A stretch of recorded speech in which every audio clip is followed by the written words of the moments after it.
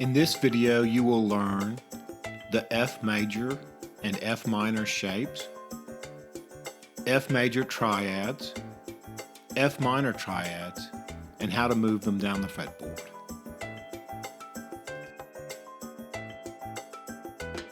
Hey, in this video, we're going to go over the F shape, both F in a major form and F in a minor form, and how to move it down the fretboard. So let's get started. The F shape lives inside the E-shaped bar chord that we started with.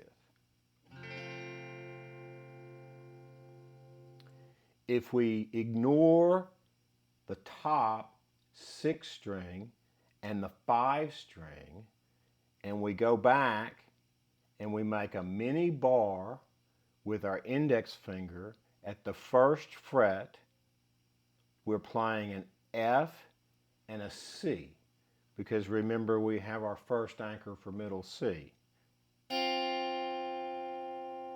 If we take our next middle finger, put it on the second fret of the G string, now we have the F-shaped triad.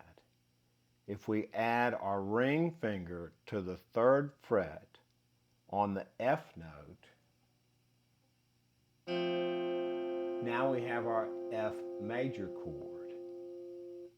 We can take those 4 notes and move them to any position. So if we slide up to the 3rd fret, now we have a G major. If we slide up 2 more frets to the 5th fret, now we have an A major. Slide up 2 more frets, now we have a B major. If you take your F shape and make a 3-note bar chord with your finger across the 1, 2, and 3 strings at the 1st fret, you've now made a F minor triad. You can add the root note with your ring finger, and you can move it down the fretboard in the same way. G minor, A minor, B minor.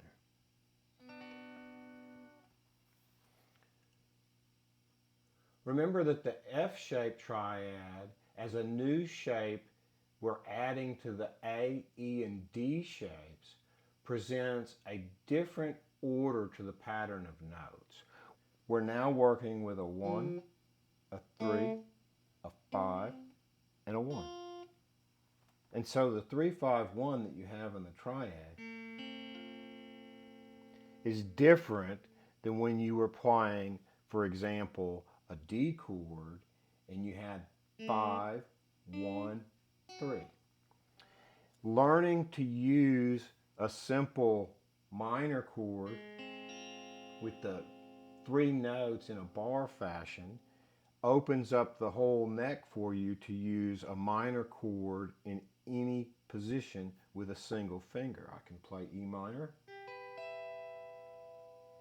go back and play A minor, play B minor.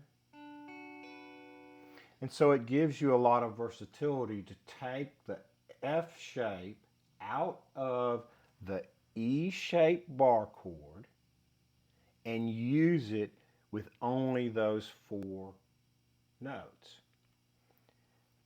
It's also very common for players that are able to do it to reach over with their thumb and play the bass note as part of the F chord.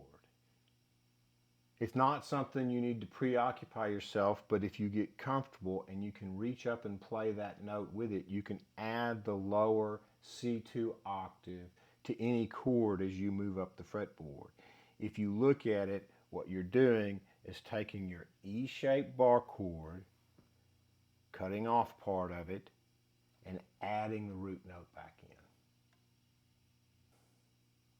Keep in mind that when you're using the F shape, what you're doing is either guiding yourself along the high E string as your root note, or you're using the lower octave on the D string as your root note. And in either way, whether you're using the D string or the high E string, you'll always have a guidepost as you move your F shape down the fretboard. That's all the time we have. The outro music's coming. See you in the next video.